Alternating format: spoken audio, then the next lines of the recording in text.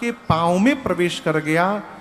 तब ऋषि निज नाथ ही जिय चीन्ही। तब विश्वामित्र जी को 100% विश्वास हुआ कि ये भगवान है। अब तक 50-50 में थे, पूरा विश्वास नहीं हुआ था वो है। एक बाण में भगवान ने ताड़का को समाप्त किया। जैसे भगवत तत्व का आभास हुआ विश्वामित्र जी को, यहां पर राम लक्ष्मण जी को विश्वामित्र जी ने 2 विद्याएं दी, बला और अति बला। इन विद्याओं से क्या होगा? शरीर में अतुलित बल और तेज रहेगा सर्वकाल, न भूख लगेगी न प्यास लगेगी। जितने आयुध थे विश्वामित्र जी के पास सब रघुनाथ जी को समर्पित किया। क्यों? श्रेष्ठ के आ जाने के बाद छोटे का काम समाप्त हो जाता है? सारे आयुध भगवान को समर्पित किए, आश्रम लाए, कंद मूल फल भोजन, तदोपरांत रात्रि में विश्राम हुआ। प्रातः काल रघुनाथ जी ने विश्वामित्र जी से कहा, गुरुवर निर्भय यज्ञ करहु तुम जाय। गुरुदेव निर्भय होकर यज्ञ प्रारंभ करिए। जैसे रघुनाथ जी ने कहा, विश्वामित्र जी आदि मुनियों को लेकर यज्ञ प्रारंभ किए। स्वाहा प्रारंभ हुआ, हवन कुंड से धुआं निकला। धुएं को देखकर मारीच और सुबाहु दौड़ पड़े विशाल सेना लेकर। भगवान ने कहा, सावधान हो जाओ। मारीच सुबाहु से भगवान ने कहा कि यज्ञ विध्वंस करते हो, शर्म नहीं आती? मारीच सुबाहु ने कहा, हम निशाचर हैं, यज्ञ को विध्वंस करना हमारा धर्म है। भगवान बोले, यदि यज्ञ विध्वंस करना तुम्हारा धर्म है तो यज्ञ विध्वंसकों का विध्वंस करना राम का धर्म है, सावधान हो जा। मारीच को भगवान ने नहीं मारा। क्यों? जानते हैं कि आगे चलकर इनका उपयोग लेना है। आज मार दूंगा तो आगे सोने का मृग कौन बनेगा लीला में। इसलिए बाण का फर निकाला। अब बिना फर का बाण भगवान ने चलाया मारीच को। मारीच 100 योजन दूर समुद्र तट पर जाकर गिरा। पीछे सुबाहु को भगवान ने अग्नि बाण से जलाकर भस्म कर दिया। जितनी निशाचरी सेना थी, जगमहु सखा निशाचर जेते, लक्ष्मण हनई निमिष महुते। लक्ष्मण जी एक बाण में ही सभी निशाचरों को समाप्त कर दी। देवता आकाश से पुष्प की वर्षा किए, भगवान पर जय जयकार किए। यज्ञ रक्षा करने के बाद भगवान कुछ दिन बक्सर में विश्वामित्र जी के ही पास रुके रहे। एक दिन विश्वामित्र जी ने राम जी से कहा, प्रभु एक यज्ञ की आपने यहां रक्षा कर दी है, परंतु एक दूसरा यज्ञ मिथिला में प्रारंभ होने वाला है। हम एक बात कहें प्रभु, मेरा यज्ञ पूर्ण नहीं हो रहा था, आप आए तो मेरा यज्ञ पूर्ण हो गया। मेरा मन कह रहा है यदि आप मिथिला चलेंगे ना तो जनक जी महाराज का भी यज्ञ पूर्ण हो जाएगा आपके जाने मात्र से। इसलिए प्रभु देखने चलेंगे।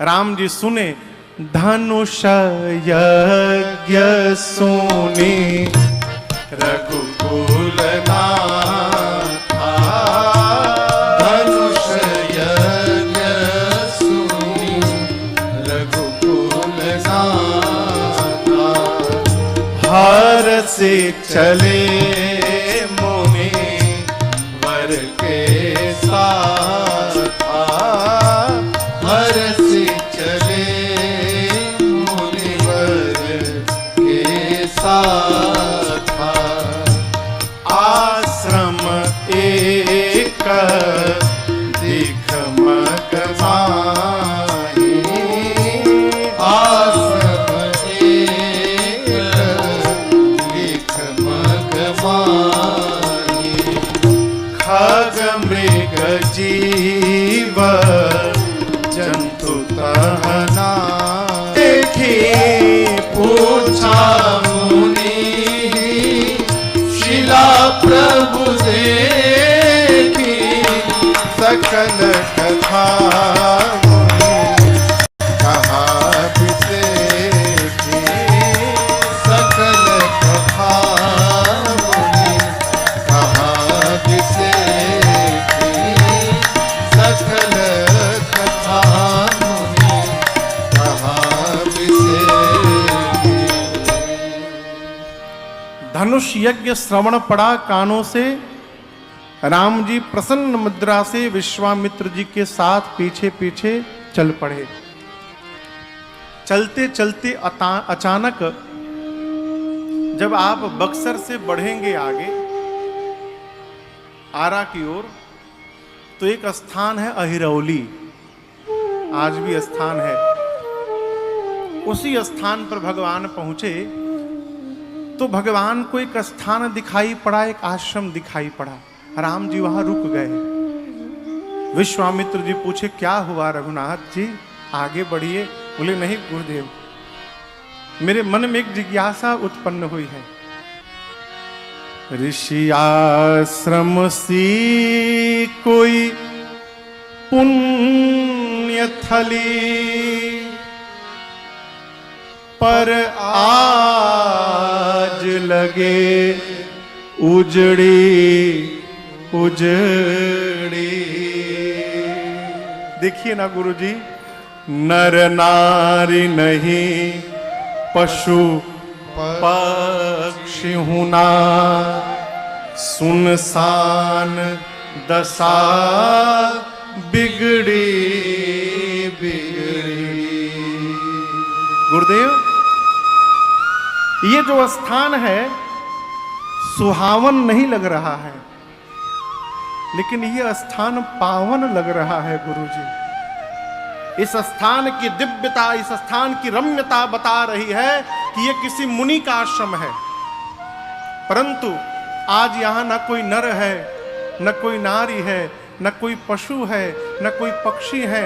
वृक्षों को देखिए गुरुदेव, सूखे हैं, न पत्ते हैं, न पुष्प है, न इन पर फल लगा हुआ है। और गुरुदेव, आश्रम के बीचों बीच ये शिला कैसी है गुरुजी?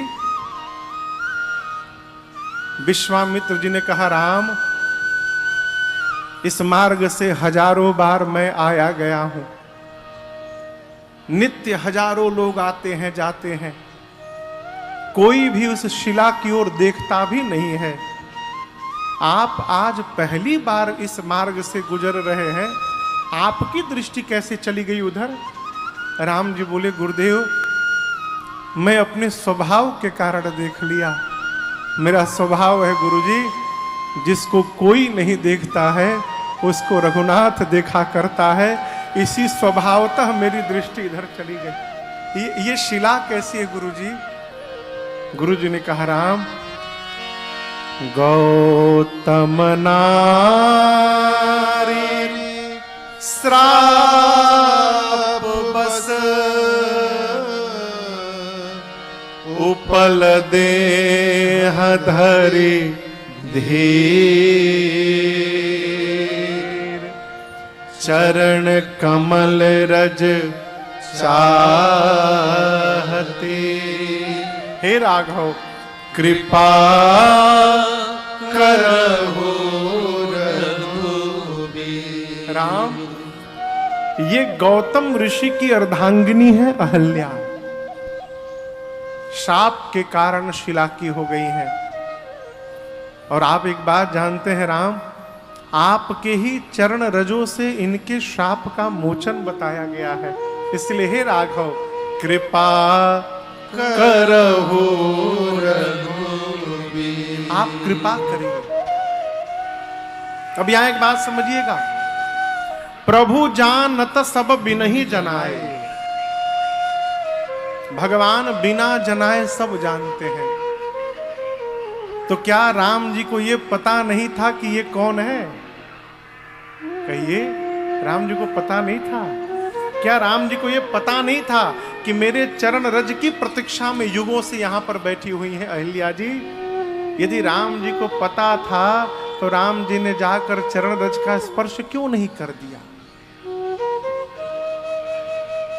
अब इसको इस भाव से समझिएगा, भगवत कृपा प्राप्त करने की पहले पात्रता का निर्माण करिए।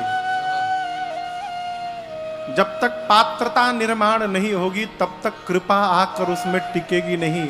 और हमारे भीतर भगवत कृपा प्राप्त करने की पात्रता बन गई है कि नहीं बनी है, इस बात को कौन प्रमाणित करेगा? तो कोई महात्मा प्रमाणित करेंगे, कोई संत प्रमाणित करेंगे कि आपके भीतर पात्रता है।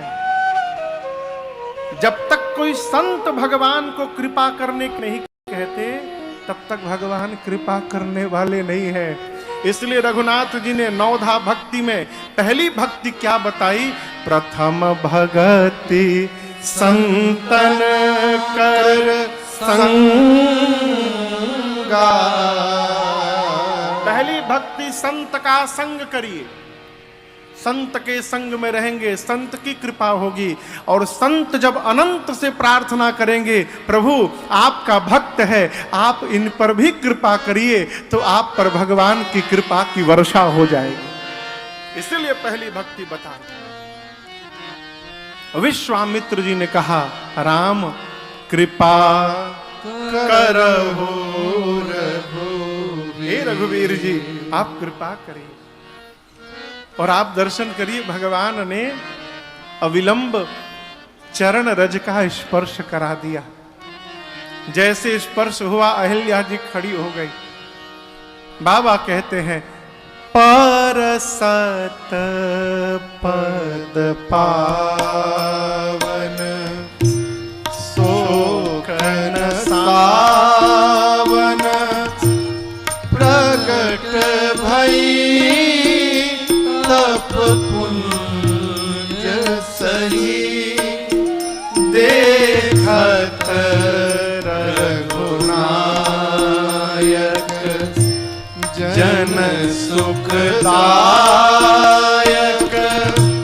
सनमुख होई कर जोरी रही अति प्रेम अधीरा पुलक शरीरा मुख नहीं आवै बचन कही अतिशय बड़ भागी चरण लागी जुगल नयन जलधार बही।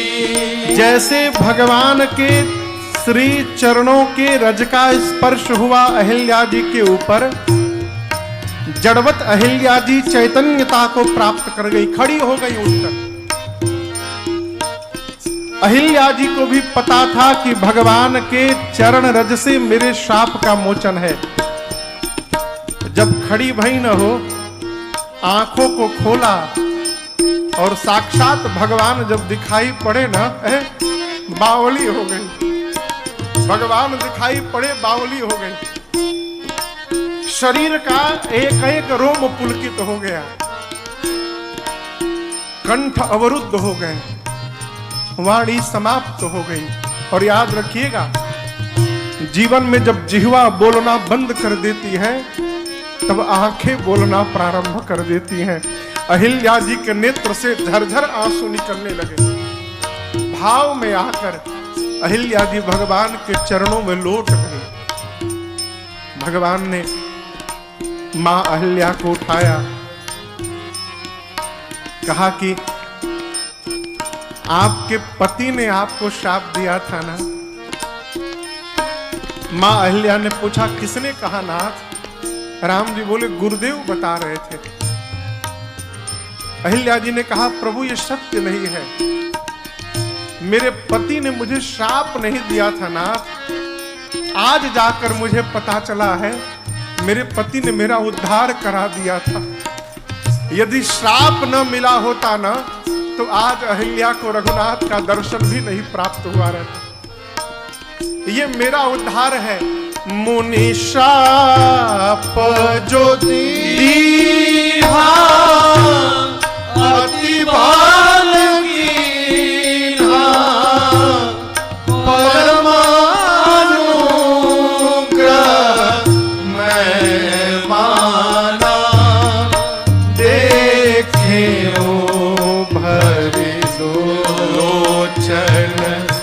हरि भव मोचन हरि लाभ शंकर जाना।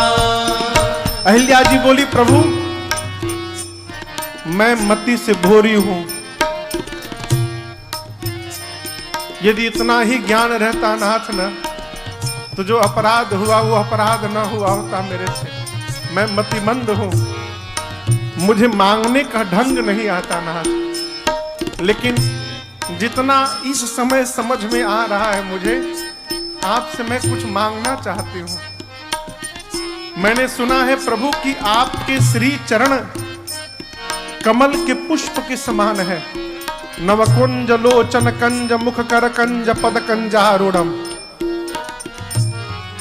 जिस प्रकार भंवरा दिन रात कमल के पुष्प की ओर मंडराता है, उसके भीतर जो पराग है, उस पराग को प्राप्त करने के लिए, तो प्रभु यदि आपका चरण पुष्प है कमल का, तो आप अहल्या के मन को आज के बाद भंवरा बना दीजिए नाथ।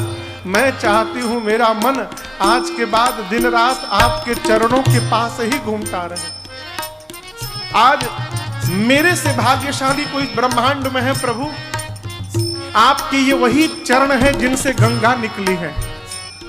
और एक बात कहूं प्रभु, गंगा जी आपके चरणों की चरणामृत है।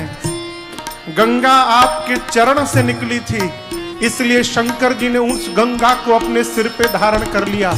लेकिन मैं एक बात बोलूं, आज मैं शंकर जी से भी आगे चली गई प्रभु। शंकर जी के सिर पर चरणों का चरणामृत पहुंचा था, मेरे सिर पर तो साक्षात श्री चरण ही आपके पहुंच गए प्रभु। अब इससे अधिक सौभाग्य क्या होगा? जैसा वरदान मां अहिल्या ने मांगा, भगवान ने दिया। एही भांति सिधारी गौतम नारी, बार बार हरि चरण पड़ी, जो बंदे मन भावा, सो वर पावा। गणपति लोक आनंद भरी, जो के मन भावा, सो वर पावा। गणपति लोक आनंद भरी, जो के मन भावा, सो वर पावा। गए पति लोक आनंद भरी। मन चाहा वरदान प्राप्त करके मां अहिल्या बारंबार भगवान के श्री चरणों में दंडवत प्रणाम करके अपने पति श्री गौतम ऋषि के साथ उनके लोक को विदा हुई। यहां पर पूज्यपाद गोस्वामी तुलसीदास जी महाराज अपना एक निर्णय सुनाते हैं।